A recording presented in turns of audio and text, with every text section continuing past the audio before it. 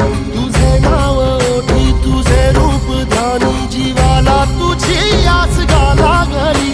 जरी बाप सा